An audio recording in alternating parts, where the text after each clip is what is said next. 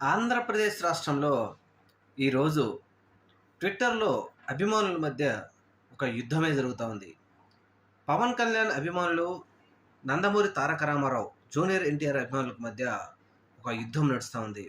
అదేంటి అంటే ఎన్టీ రామారావు అంటే జూనియర్ ఎన్టీఆర్ గారికి, పవన్ కళ్యాణ్ అభిమానుల మధ్య మరి ఏం గొడవో మనకు తెలీదు గానీ ట్విట్టర్‌లో పొలిటికల్ జోకర్ పీకే అంటూ జూనియర్ ఎన్టీఆర్ అభిమానులు 4,00,000 ట్వీట్‌లేసి దేశంలో టాప్ 2, టాప్ 1 ట్రెండింగ్‌లోకి తీసుకొచ్చారు. అలాగే పవన్ కళ్యాణ్ ఫ్యాన్స్ కొంచెం వెనకబడి ఉన్నప్పటికీ వీరికి తెలుగుదేశం పార్టీ అభిమానులు తోడవడంతో Janasena, Telugu Desam party gate keeper junior NTR హ్యాష్‌ట్యాగ్‌తో 10,00,000 ట్వీట్లు పడ్డాయి.